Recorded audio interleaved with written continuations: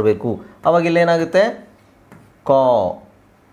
ಹಾಗೆ ಕ್ ಆಕ್ಸ್ ಕ್ಯಾಕ್ಸ್ ಕ್ ಐ ಕೈ ಕ್ ಆಸ್ ಕ್ಯಾಸ್.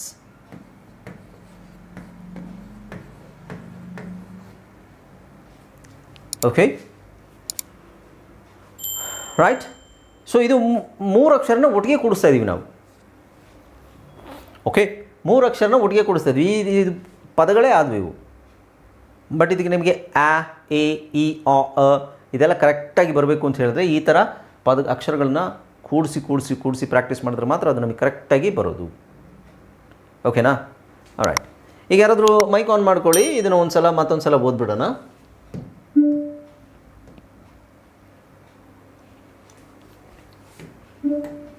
ನಾನು ಹೇಳ್ಕೊಡ್ತೀನಿ. ಹಾಂ ಹೇಳಿ. ಕೃಷ್ಣ ಓಕೆ. ಸೊ ಕೃಷ್ಣ ನೋಡಿ, ನಾನು ಹೆಂಗೆ ಹೇಳ್ತೀನಿ ನೀವು ನನ್ನನ್ನು ಫಾಲೋ ಮಾಡಬೇಕು. ನನಗಿಂತ ಮುಂದೆ ಓಡೋಗಬಾರ್ದು, ಯಾಕೆಂದರೆ ಬೇರೆ ಎಲ್ರಿಗೂ ಸಮಸ್ಯೆ ಆಗುತ್ತೆ. ಓಕೆ ನಾನು ಹೆಂಗೆ ಹೇಳ್ತೀನಿ, ನಾನು ಆದ ನಂತರ ನೀವು ಹೇಳಬೇಕು. ರೈಟ್. ಹಾಂ ಬ ಆ್ಯಬ್ ಬ್ಯಾಬ್. ಬ ಆ್ಯಕ್ ಬ್ಯಾಕ್. ಬ ಆ್ಯಡ್ ಬ್ಯಾಡ್. ಹಾಯ್ ಫ್ರೆಂಡ್ಸ್, ಇದೊಂದು ವಿಶೇಷ ಸೂಚನೆ. ನಮ್ಮಲ್ಲಿ ಇದೀಗ ಆನ್ಲೈನ್ ಸ್ಪೋಕನ್ ಇಂಗ್ಲಿಷ್ ಕೋರ್ಸ್ನ ಹೊಸ ಬ್ಯಾಚ್ ಶುರುವಾಗಿದೆ. ನೀವು ಇನ್ಮೇಲೆ ಮನೆಯಲ್ಲೇ ಕೂತ್ಕೊಂಡು ಯಾವುದೇ ಟೆನ್ಷನ್ ಇಲ್ಲದೆ ಇಂಗ್ಲಿಷ್ ಮಾತಾಡೋದನ್ನ ಕಲಿಯಬಹುದು. ಸ್ನೇಹಿತರೆ, ಸ್ಪೋಕನ್ ಇಂಗ್ಲಿಷ್ ಮಾತ್ರ ಅಲ್ಲ, ನಿಮಗೆ ಇಂಗ್ಲಿಷ್ನ ಓದಲಿಕ್ಕೆ ಬರಲಿಕ್ಕೆ ಬರಲ್ಲ ಅಂತ ಇಟ್ಕೊಳ್ಳಿ. ಈಗ ಬರೀ ನಿಮಗೆ ಎಬಿಸಿ ಮಾತ್ರ ಗೊತ್ತು, ಅಥವಾ ಎಬಿಸಿ ಓದಿಲ್ಲ ಅಂತ ಇಟ್ಕೊಳ್ಳಿ. ಸೊ ಎಬಿಸಿ ಓದಿಲ್ಲ ಅಂತ ನಾವು ನಿಮಗೆ ಇಂಗ್ಲಿಷ್ನ ಬೇಸಿಕ್ಕಿಂದನೇ ಓದಲಿಕ್ಕೆ ಮತ್ತೆ ಬರಲಿಕ್ಕೆ ಸಹ ಹೇಳ್ಕೊಡ್ತೀವಿ. ಸ್ನೇಹಿತರೆ, ಈ ಕೋರ್ಸ್ನ ಚಿಕ್ಕ ಮಕ್ಕಳನ್ನು ಹೊರತುಪಡಿಸಿ ಬೇರೆ ಯಾರು ಬೇಕಾದ್ರೆ ಈ ಕೋರ್ಸ್ಗೆ ಜಾಯ್ನ್ ಆಗಬಹುದು. ನಿಮ್ಮ ಕೆಲವು ಸ್ನೇಹಿತರೆ ತಡ ಯಾಕೆ ಈ ಸ್ಪೋಕನ್ ಇಂಗ್ಲಿಷ್ ಕೋರ್ಸ್ ಮತ್ತು English basic reading and writing ಕೋರ್ಸ್ನ ಜಾಯ್ನ್ ಆಗಬೇಕು ಅಂತ ಆಸಕ್ತಿ ಇರೋರು ಈ ಕೂಡಲೇ ನಿಮ್ಮ ಫೋನ್ ತೆಗೆದುಕೊಳ್ಳಿ ಹಾಗೂ ಇಲ್ಲಿ ಬರ್ತಿರುವಂತಹ ನಂಬರ್ಗೆ ಅಥವಾ ಕೆಳಗಡೆ ಬರ್ತಾ ಇರುವಂತಹ ನಂಬರ್ಗೆ ನೀವು ಕರೆ ಮಾಡತಕ್ಕದ್ದು ಅಥವಾ ವಾಟ್ಸ್ಆ್ಯಪ್ನಲ್ಲಿ ಸಂಪರ್ಕಿಸಿ ನಿಮ್ಮ ಹೆಸರನ್ನು ರಿಜಿಸ್ಟರ್ ಮಾಡಿಕೊಳ್ಳಿ. ಬ್ಯಾಡ್ ಸೌಂಡ್ ಕರೆಕ್ಟಾಗಿ ಅಕ್ಷರದು ನಾನು ಹೇಳೋದು ನೀವು ಗಮನಿಸಬೇಕು. ಅಲ್ಲಿ ಏನಿದೆ ಅದನ್ನೂ ನೋಡಬೇಕು. ನೀವು ಕರೆಕ್ಟಾಗಿ ಹೇಳ್ತಾ ಇದ್ದೀರಾ ಅನ್ನೋದನ್ನು ಗಮನಿಸ್ತಾ ಇರಬೇಕು ನೀವು. ಓಕೆ ಬ ಆಫ್ ಬ್ಯಾಫ್. ಬ ಆಗ್ ಬ್ಯಾಗ್. ಬ ಆಜ್ ಬ್ಯಾಜ್. ಬ ಆಕ್ ಬ್ಯಾಕ್. ಬ ಆಲ್ ಬ್ಯಾಲ್.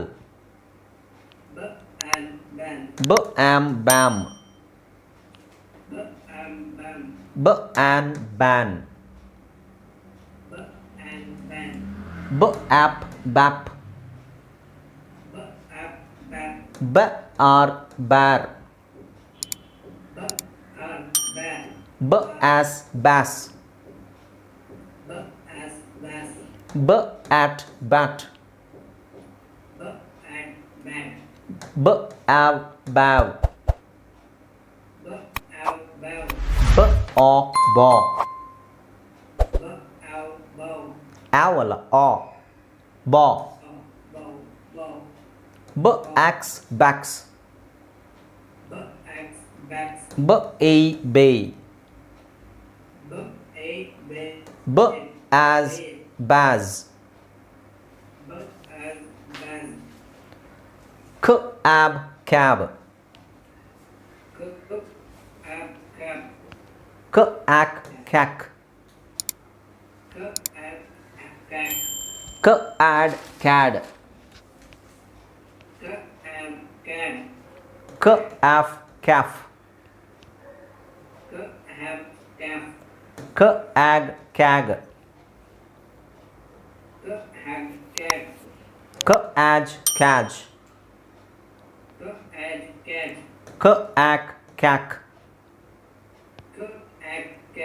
ಕ ಆಲ್ ಕ್ಯಾಲ್. ಕ ಆಮ್ ಕ್ಯಾಮ್. ಕ ಆನ್ ಕ್ಯಾನ್. ಕ ಆಪ್ ಕ್ಯಾಪ್. ಕ ಆರ್ ಕ್ಯಾರ್. ಕ ಆಸ್ ಕ್ಯಾಸ್. ಕ ಆಟ್ ಕ್ಯಾಟ್. ಕ ಆವ್ ಕ್ಯಾವ್. ಕ ಆ ಕಾ. ಆವ್ ಅಂತ ಹೇಳ್ಬಾರ್ದು, ಆ. ಕ ಆ ಕಾ. ಕ ಆಕ್ಸ್ ಕ್ಯಾಕ್ಸ್. ಕ ಎ ಕೆ. ಕ as K D K pay ಆ ಥರ. ಕ ಆಕ್ಸ್ ಕ್ಯಾಸ್. ಓಕೆ ಹಾಂ ಯಾವುದು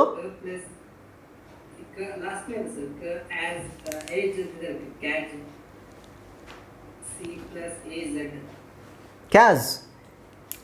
ಕ ಆಸ್ ಕ್ಯಾಸ್. ಹಾಂ ಓಕೆ ಹಾಂ. ಸೊ ಇದನ್ನು ಬರ್ಕೊಳ್ಳಿ ಎಲ್ಲರೂ, ಇದನ್ನು ಮಾತ್ರ ಬರ್ಕೊಳ್ಳಿ. ಉಳಿದಿರೋದು ಏನಿದೆ ಅದನ್ನು ಜಸ್ಟ್ ನೀವು ಪ್ರಾಕ್ಟೀಸ್ ಮಾಡಬೇಕಷ್ಟೇ, ಬರೆದು ಪ್ರಾಕ್ಟೀಸ್ ಮಾಡಿ. ಬಟ್ ಇದನ್ನು ಬರ್ಕೊಳ್ಳಿ, ಇದನ್ನು ಬರ್ಕೊಂಡು ಇದನ್ನು ಹಾಗೆ ಇನ್ನೊಂದು ಸಲ ಹೇಳಕ್ಕೆ ಟ್ರೈ ಮಾಡಿ. ಬರಿತಾ ಹೇಳ್ತಾ ಇರಬೇಕು. ಬ ಆ್ಯಬ್ ಬ್ಯಾಬ್ ಈ ಥರನೇ ನೀವು ಬರೀಬೇಕು, ಅವಾಗ ನಿಮ್ಮದು ರೈಟಿಂಗ್ ಇಂಪ್ರೂವ್ ಆಗುತ್ತೆ. ಓಕೆ ಸೊ ಬರೀ ಓದೋದು ಮಾತ್ರ ಅಲ್ಲ, ನಿಮಗೆ ಬರೆಯೋಕ್ಕೂ ಗೊತ್ತಾಗಬೇಕು ಅಂತ ಹೇಳಿದ್ರೆ ನೀವು ಓದ್ಕೊಂಡು ಬರಿಬೇಕು, ಆವಾಗ ಸೌಂಡ್ ಕರೆಕ್ಟಾಗಿ ನಿಮಗೆ ಕ್ಯಾಚ್ ಆಗುತ್ತೆ. ಇಲ್ಲಾಂದರೆ ಬರೀ ಓದೋದೇ ಆಗುತ್ತೆ, ಬರೆಯೋಕ್ಕೆ ಗೊತ್ತಾಗಲ್ಲ. Hello sir. ಹೇಳಿ. ಸರ್ ಓಗು ಮತ್ತು ಡಬ್ಲ್ಯೂ ಡಬ್ಲ್ಯೂ ಎರಡು ಆನ್ ಅಂತ ಸರ್. ಹೋಗು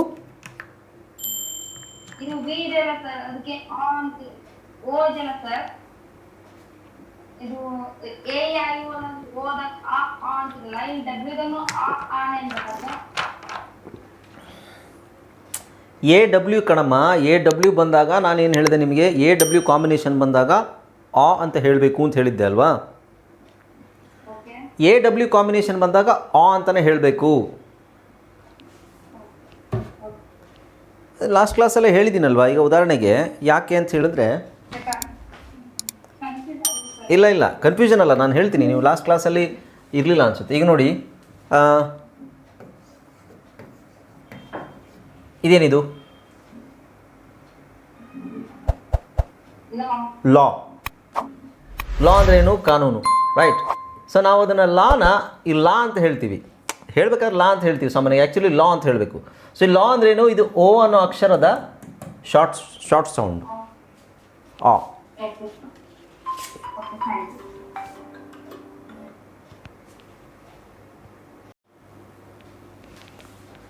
ಸೊ ಎಚ್ ಯಾಕೆ ತೊಗೊಂಡಿಲ್ಲ ಅಂತ ಹೇಳಿದ್ರೆ, B C D F G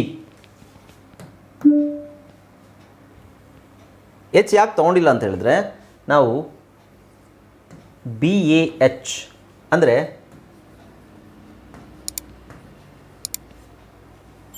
ಇದು ಈ ಥರ ಬರುತ್ತೆ.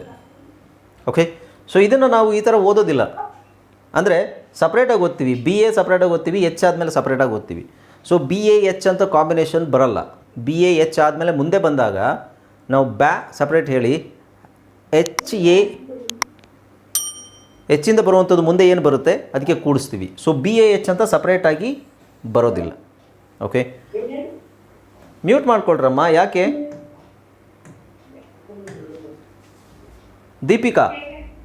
ದೀಪಿಕಾ ಮ್ಯೂಟ್ ಮಾಡ್ಕೊಳ್ಳಿ.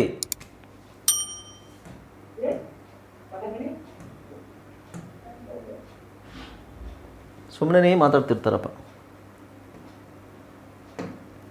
ಓಕೆ ಗೊತ್ತಾಯ್ತಲ್ಲ.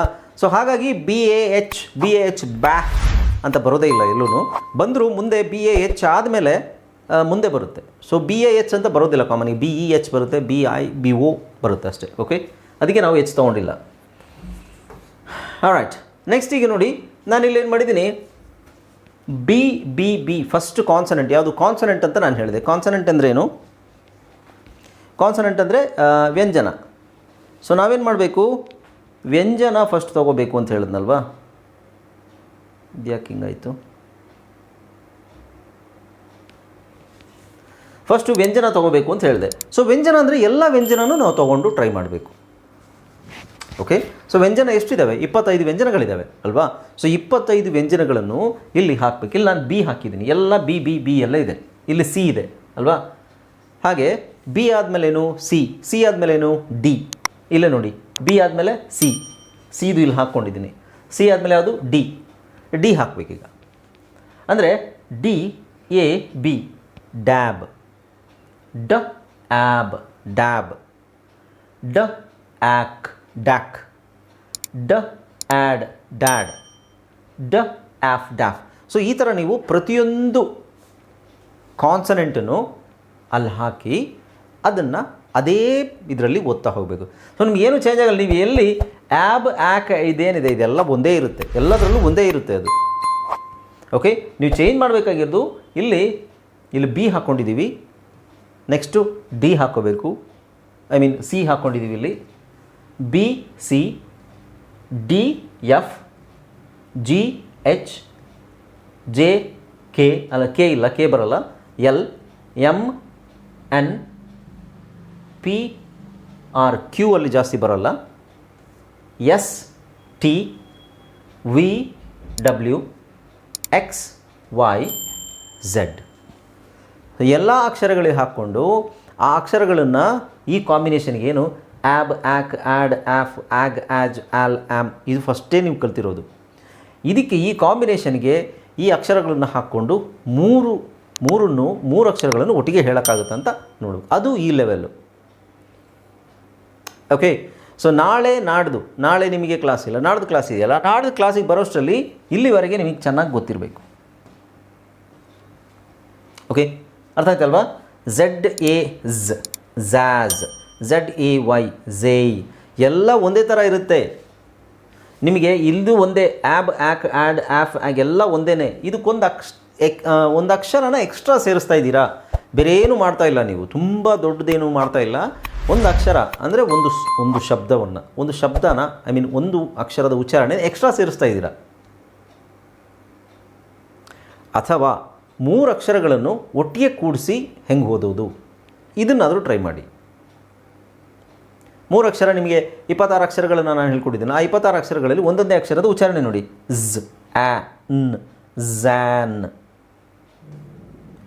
ಝ್, ಆ, ಮ್, ಝ್ಯಾಮ್, ಝ್, ಆ, ಲ್, ಝಾಲ್. ಈ ಥರ ಮಾಡ್ತೀರಾ? ಸೊ ಈ ಥರ ಮಾಡಿದ್ರೆ ಮುಂದಿನ ಪಾಠಕ್ಕೆ ನಿಮಗೆ ಈಸಿ ಆಗುತ್ತೆ. ಇಲ್ವಾ, ಇದೇ ನಿಮಗೆ ಕಷ್ಟ ಆಗ್ತಾ ಇದೆಯಾ, ಮತ್ತೆ ನೀವು ಬ್ಯಾಕ್ ಹೋಗಬೇಕು. ಓಕೆ, ಸೊ ಗೊತ್ತಾಯ್ತಲ್ವಾ? ಈಗ ನೀವಿಲ್ಲಿ ಝ್ ಆ್ಯಗ್, ಝ್ ಆ್ಯಫ್ ಈ ಥರ ಪ್ಲಸ್ ಮಾಡಿ ಇದನ್ನು ಕಲಿತೀರಲ್ವಾ, ಇದನ್ನೆಲ್ಲ ಕಲಿತೀರ. ಇದನ್ನು ಕಲಿತ ನಂತರ ಬರೀ ಅದನ್ನು ಮಾತ್ರ ನಾವು ಹೇಳೋಕ್ಕೆ ಆಗಬೇಕು ನಮ್ಮ ಕೈಲಿ. ಅಂದರೆ ಪ್ಲಸ್ ಇಲ್ಲ ಮಧ್ಯದಲ್ಲಿ, ಜಸ್ಟ್ 3 ಅಕ್ಷರಗಳಿದ್ದಾವೆ ಅಷ್ಟೇ.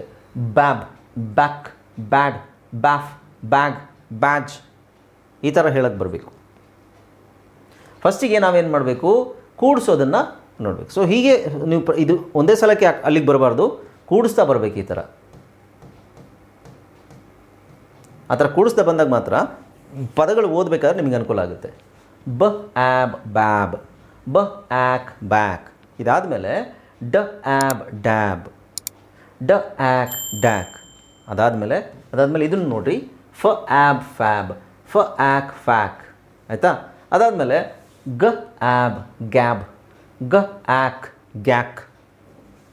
ಆಮೇಲೆ ಹ ಆ್ಯಬ್ ಹ್ಯಾಬ್, ಹ ಆ್ಯಕ್ ಹ್ಯಾಕ್. ಸೊ ಇದು ಫುಲ್ ಕಂಪ್ಲೀಟಾಗಿ ಓದಬೇಕು.